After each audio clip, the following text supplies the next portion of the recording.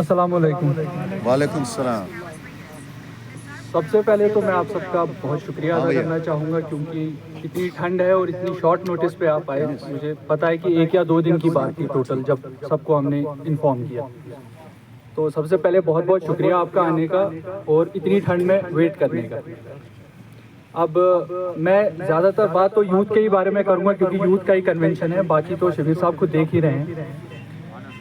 मुझे पता है, शबीर साहब से भी मेरी जितनी भी बात हुई है, हमें मालूम है कि जितना हमने यूथ के लिए काम करना था, अभी तक हम वहाँ पहुँचे नहीं हैं। अभी तक हमने उतने काम 5% का काम हुआ है उस बारे में।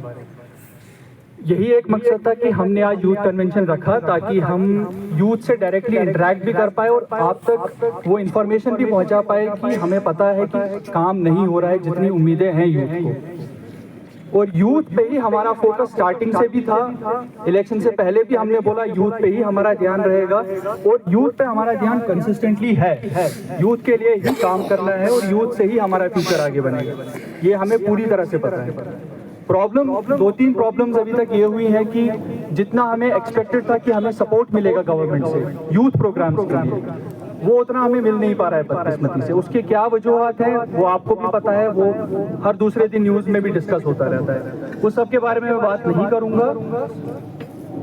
हम यहाँ पे अब अलग प्रोग्राम शुरू करने वाले हैं। फरवरी मार्च से हमारा डेडिकेटेड विंग रहेगा जो यूथ के लिए काम करेगा। यूथ से रिलेटेड प्रोग्राम, जॉब अपॉर्चुनिटीज, चाहे अपना बिजनेस स्टार्ट करना हो, चाहे जितनी भी गवर्नमेंट पॉलिसीज हो, वो हमें यूथ तक पहुंचाने का काम अब शुरू करना है। इसी वजह से हमने यहाँ पे भी यूथ डिपार्टमेंट से काफ़ी लोगों को लाया है जो पॉलिसीज, गवर्नमेंट की पॉलिसीज हैं, चाहे अपना बिजनेस शुरू करना हो, हॉर्टिकल्चर में सपोर्ट करना हो।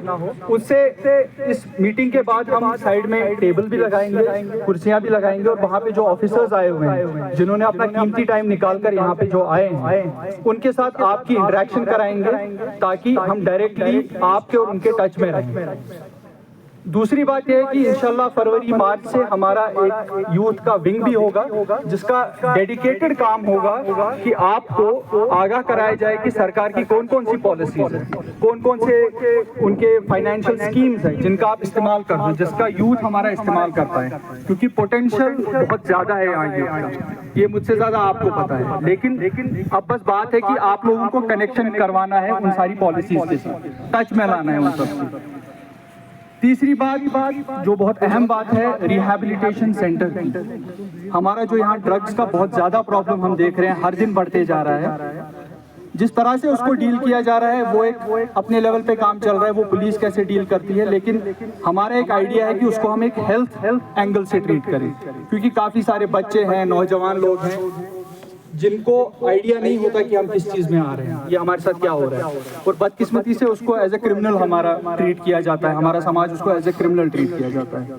लेकिन ये बहुत अहम है हम सब के लिए समझना, और ये बहुत अहम है कि आप भी समझो और अपने घर वालों को भी ये समझाएं कि जो लोग इस चीज़ का शिकार होते हैं वो क्रिमिनल नहीं होते, वो बेचारे पेशेंट होते हैं, वो मरीज होते हैं।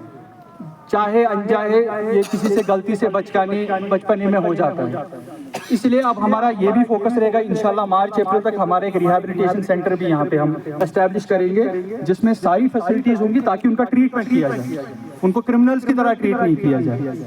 और आखिरी में स्पोर्ट्स की बात हमने पहले भी उठाई थी, लेकिन जैसा मैंने आपसे कहा, हमें जो उम्मीदें थी कि हमें सपोर्ट मिलेगा वो बदकिस्मती से हमें नहीं मिल रहा है। लेकिन स्पोर्ट्स पे भी हमारा फुल फ्लेजेड काम शुरू होगा फरवरी और मार्च से। आप देखेंगे, आपको रेगुलर अपडेट्स मिलते रहेंगे। यूथ पे हमारा कंप्लीट ध्यान है, कंप्लीट फोकस है, चाहे वो टाउन हो, चाहे वो एडजॉइनिंग विलेजेस हो, चाहे जितने भी आसपास के एरियाज हो।